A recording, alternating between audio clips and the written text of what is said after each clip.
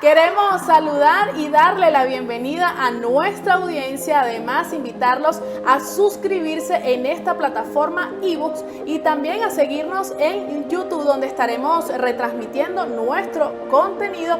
Además también seguirnos a través de Instagram como @radarcientífico. Y de esta forma damos inicio con Luces, Ciencia y Acción, en el que sus servidores Luis Volcanes, Andreina Camacho, Yemery Rodríguez y Mayra Mundarain les estaremos acompañando y ofreciendo información acerca de la ciencia aplicada a la salud. ¿No es así, Mayra? Sí, bienvenido a nuestro canal podcast Radar Científico, donde vamos a estar hablando sobre contenido científico y saberes populares, donde vamos a entrevistar expertos en el área y de una manera amena y agradable.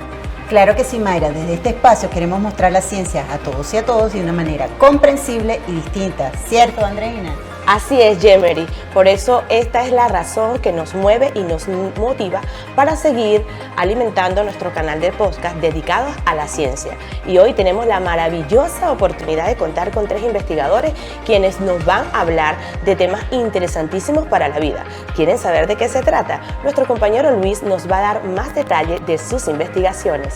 Así es, Andreina. Un gran saludo a nuestra audiencia. Y como primer tema de nuestro podcast Radar Científico, vamos a tratar el tema de las galectinas y las afecciones en la piel y en el organismo. Para eso hemos invitado al doctor Enrique Arciniegas, experto científico en el área, profesor universitario de la Universidad Central de Venezuela y doctorado en Inglaterra. Doctor, un placer tenerlo aquí en nuestro canal podcast. Háblenos un poco de las galectinas, que no mucho conocemos sobre el tema. ¿Cómo afecta eso en la piel y cómo afecta en el organismo humano? Gracias. Ante todo quisiera darle las gracias al equipo de Radar Científico, compañeros estudiantes del diplomado de periodismo científico, ¿sí?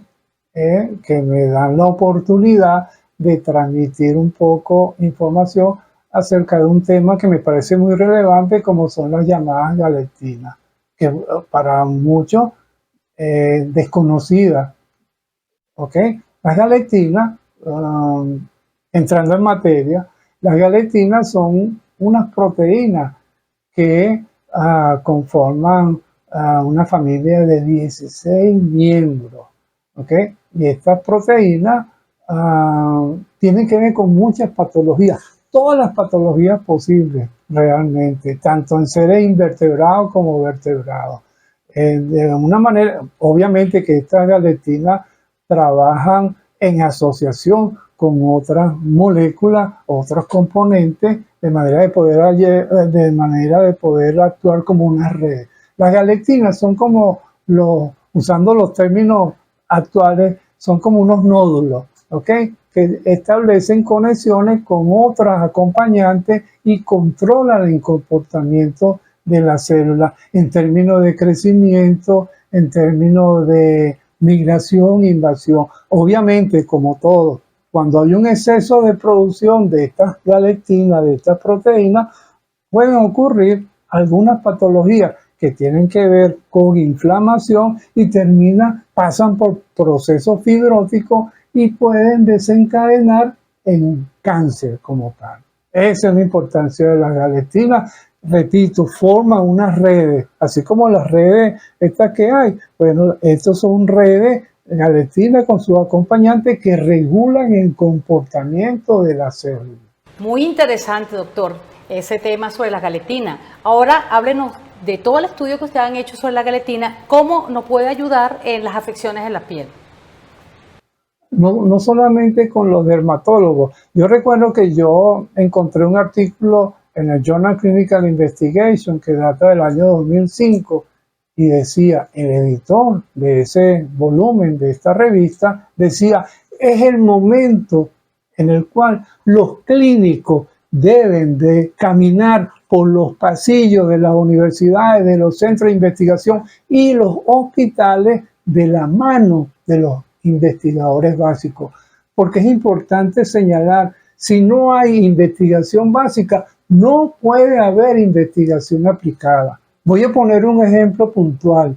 Hay un grupo de investigación de enfermedad de Parkinson en Nevada tienen 23 años trabajando en la enfermedad de Parkinson, este grupo de investigación. Y después de 23 años, el año pasado, encontraron que cuando se le inoculaba a través del olfato, que va vía nervio olfatorio al cerebro, un factor de crecimiento que tiene que ver con la galetina, los pacientes mejoraban.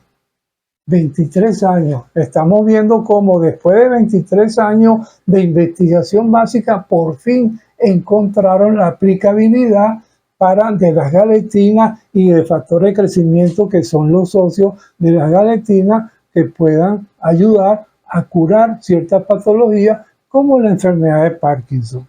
Que dicho sea de paso, las galetinas también tienen que ver con la enfermedad de Alzheimer. Pero en lo que a nosotros compete, porque este es un laboratorio que tiene comunicación o damos clases de posgrado en dermatología, nos interesa la parte de dermatología como tal. Doctor, me surge una última pregunta para finalizar esta interesante intervención. ¿Y qué nos puede recomendar para proteger el órgano más grande de nuestro cuerpo, que es nuestra piel? Sí, bueno, una de las más... yo soy amigo de usar los protectores solares, por supuesto. Se sabe que las radiaciones tipo UVB, ultravioleta tipo B, tienen un efecto, dañan la epidermis como tal, y esos daños producen desestabilización en los queratinocitos, que es los componentes más importantes de la epidermis como tal, es la capa que está más expuesta realmente. Si bien es cierto, está el estrato córneo, pero también están los queratinocitos en la epidermis. Y ahí hay galetina 3, niveles normales, pero estas radiaciones pueden perturbar las uniones entre los queratinocitos y, por supuesto, produce alteraciones en la distribución y en la síntesis de estas galetinas. Sin comentar que también pueden fastidiar a los fibroblastos que están en la dermis, ¿sí? O sea, la capa que está adyacente a la epidermis. Y por otro lado, el efecto que puedan tener en los melanocitos, ¿ok? Los principales afectados son los melanocitos, además de los queratinocitos, y nosotros sabemos que la alteración del comportamiento de los melanocitos, en donde están involucradas las alteraciones en la galetina, tiene que ver con melanoma como tal. Sirva la oportunidad para darle las gracias a este equipo de jóvenes de Radar Científico por permitirme llegar a esta audiencia, porque entiendo que esto va dirigido al público, y esperando que esto se repita. Muchísimas gracias, doctora Arciniega, por tan importante aporte y sobre todo por explicarnos ese término que no conocemos mucho, las galetinas. Queremos invitar a toda nuestra audiencia a seguirnos en nuestras redes, en iVoox y en Instagram como @radarcientífico. Avanzamos en Radar Científico, Luces, Ciencia y Acción. Hoy tenemos la participación de la doctora Osmari Durán, quien es especialista en puericultura y gastroenteróloga, quien nos va a hablar de un tema sumamente importante sobre la ingesta de productos cáusticos que muchas veces en el hogar ponen en riesgo a la familia y sobre todo a los más pequeños y pequeñas de la casa. Bienvenida, doctora, a nuestro canal de podcast. ¿Nos puede explicar en qué consiste la esofagitis cáustica por ingesta de productos tóxicos? Hola, soy la doctora Osmari Durán, pediatra gastroenterólogo. En esta oportunidad quiero saludar y agradecer al equipo de Radar Científico, primera corte del Diplomado de Periodismo Científico, por la invitación. En estos minutos conversaremos un poco sobre ingesta de cáustico, un accidente lamentable 100% evitable. El cáustico es una sustancia química que al entrar en contacto directo con la mucosa y otros tipos de tejido va a generar una lesión importante. A esta lesión, sobre todo a nivel del esófago o de otras partes gastrointestinales, se le va a denominar esofagitis cáustica. Las manifestaciones clínicas más comunes en los pacientes pediátricos, sobre todo en menores de 5 años de edad, donde ocurre este tipo de accidente, son salivación excesiva, puede presentar síntomas respiratorios en algunos casos, dolor abdominal, vómitos persistentes, fiebre, entre otros. Wow, doctor Osmari, qué interesante este tema, especialmente porque vemos emprendimientos que envasan sus productos en recipientes que no son adecuados. En ese marco, doctora, ¿nos puede explicar cuáles son esos productos tóxicos que se ingieren de manera accidental con mayor frecuencia en nuestros hogares? Las sustancias cáusticas pueden ser tanto ácidos como álcalis, depende mucho del pH de esta sustancia química.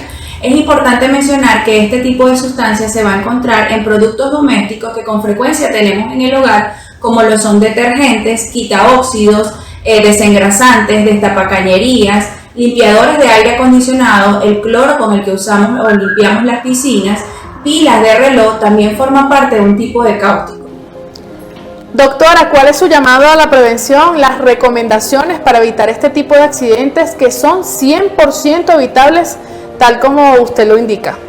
Es importante que tomemos en cuenta, o la finalidad de esta información es hacer prevención, sobre todo por este tipo de accidentes que puede ser 100% evitable. ¿Cómo hablamos o recomendamos a los representantes la prevención? Lo primero es que este tipo de sustancia o productos domésticos va a estar en el hogar.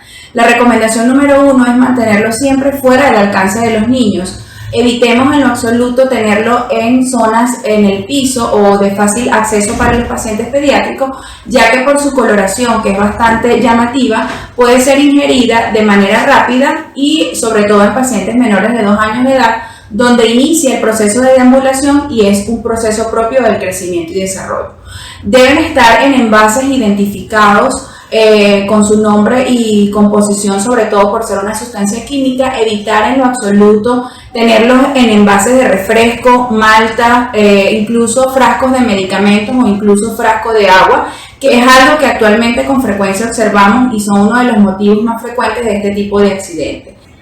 Una vez que ocurre este accidente en el hogar, donde es frecuentemente en pacientes menores de 5 años de edad, ¿qué debemos hacer? Lo primero que quiero que quede claro, no debemos inducir el vómito. Una vez que inducen el vómito, cuantas veces el paciente presente este episodio, va a generar quemadura de ese contacto de la sustancia con la mucosa gástrica y va a generar lesiones muy graves. Lo segundo que no debemos realizar es dar tipo de sustancias neutralizantes. ¿Cuáles son ellas? Por ejemplo, consumo de leche líquida, miel, aceite, clara de huevo, entre otros tipos de alimentos, está totalmente prohibido. Acudir a la emergencia pediátrica es la recomendación principal, mantener la calma para que pueda ser evaluado por un especialista en pediatría o gastroenterología pediátrica y por ende considerar en qué momento se realiza el estudio endoscópico, que se considera la elección o gol estándar para poder diagnosticar estas lesiones. Actualmente realizamos charlas educativas en colegios u otras instituciones con la finalidad de llevar a cabo esta información y además queremos realizar o lograrse un día educativo de prevención de la esofagitis cáustica, ya que este accidente ocurre sobre todo en pacientes menores de 5 años de edad, con un pico máximo de accidentes lamentables en pacientes menores de 2 años de edad. Por eso invitamos a participar en todo este tipo de educación o prevención para conocer este tipo de accidentes. Gracias, doctora. Importante las recomendaciones sobre la esofagitis cáustica. Es un llamado que le hacemos a los padres y representantes, sobre todo en la supervisión de nuestros niños, para el consumo indebido de estos productos. Aprovecho la ocasión para nuevamente hacerle un llamado a continuar en el seguimiento del Radar Científico, nuestro canal a través de las plataformas de YouTube, Instagram e iVoox. Mayra, ¿qué tenemos por allí? Sí, Luis, en este momento tenemos la oportunidad de presentar a la doctora Noemí Chacón, quien es investigadora del Instituto Venezolano de Investigaciones Científicas, IBI, que nos hablará sobre el arroz secano, su origen, su característica y la experiencia que tuvo con la comunidad de Ñepá. Mi nombre es Noemí Chacón, investigadora del IBI, del Centro de Ecología, específicamente el Laboratorio de Ecología Transdisciplinaria para el Bienestar Humano. Le agradezco a los compañeros de Radar Científico por esta invitación que me hicieron, específicamente a Mayra, a Luis y a Andreina, que me hicieron para el día de hoy compartir con ustedes todo el tema del quehacer científico y los conocimientos ancestrales. Específicamente quisiera hablarles del proyecto de investigación que he estado desarrollando entre el pueblo indígena Ñepá en el sur de Venezuela. Este proyecto está siendo financiado por el Fondo Nacional de Ciencia y Tecnología. En este proyecto estamos tratando el tema del arroz de secano en el conuco Ñepá. El conuco Ñepá, fíjense, cuando me refiero al conuco Ñepá, me refiero al conuco indígena del pueblo Ñepá. El arroz de secano es una especie que no es autóctona del pueblo indígena ñepá. Sin embargo, los pobladores de esa zona, este grupo indígena en particular, introdujo este cultivo a mediados de los años 50. Este cultivo lo llevó específicamente un no indígena a la zona. Y ellos lo introdujeron a manera de prueba porque estos pueblos indígenas tienen unos conocimientos de su medio biofísico y cada vez van buscando formas de poder irse adaptando a las condiciones que les toca vivir, ¿no? Entonces lo introdujeron en su conuco dentro de la agrobiodiversidad de sus especies autóctonas, con la idea de ir naturalizando esta especie en su conuco. Bueno, a partir de allí pudieron ver que esta especie les ayudaba digamos, a enfrentar todos estos procesos de inundación que se daban en la zona, porque resulta ser que el sur de Venezuela es una de las zonas que ha sufrido y está sufriendo los impactos del cambio climático con eventos extremos como inundación y sequía. Para hacer frente a estos procesos de inundación, estos pueblos introdujeron, o este pueblo introdujo esta especie en su conuco, la manejó con sus técnicas y lo naturalizó. Esta especie les permite entonces, a pesar de que se siembre en secano, es una especie muy tolerante a altas cantidades de agua en el suelo y le permite poder tener alimentos en los momentos en que sus cultivos nativos se ven afectados por la inundación. Al ver este tipo de estrategia de adaptación que llevan a cabo estos indígenas, este grupo indígena, nosotros en conversaciones con ellos estuvimos viendo la manera de poder visibilizar estas técnicas, porque la mayoría de las veces todas estas estrategias de adaptación no son mostradas al público y a los tomadores de decisiones específicamente. Entonces quisimos visibilizar esas técnicas y aparte de eso tratar de que otros pueblos indígenas que habitan la región, que comparten el mismo espacio biofísico, pudieran recibir orientaciones de este pueblo en torno a un tipo de cultivo que les podría permitir paliar los efectos del cambio climático. Entonces, bueno, gracias al financiamiento de FONACYT, pudimos desde el año 2022 emprender este tipo de trabajo. Hemos dictado talleres con sabios de ñepá a otros pueblos indígenas. Hemos hecho siembra tanto en las comunidades indígenas en ñepá como en otras comunidades, de tal manera de que estos otros pueblos puedan de manera intercultural ir transmitiéndose ese conocimiento que les genera el beneficio por lo menos de enfrentarse al cambio climático. Este tipo de, digamos, de cultivo se está llevando a cabo en el estado Bolívar, específicamente en el municipio Cedeño, que es donde están asentados los ñepá. Sin embargo, las técnicas han sido transmitidas a otros pueblos indígenas que están allí, como Yecuana, Pemón, que habitan otras zonas del país, como por ejemplo el estado Amazonas, y en el mismo estado Bolívar, pero ya hacia la región más de Canaima, Gran Sabana, donde se ubican los Pemón.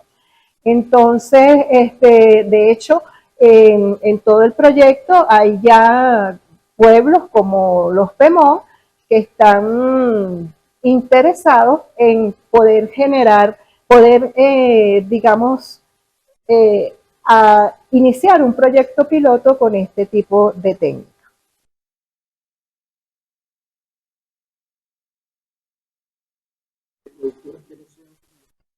En la región ya existe gran cantidad de personas no indígenas que, cuando les digo la región me estoy refiriendo al municipio Cedeño del estado Bolívar.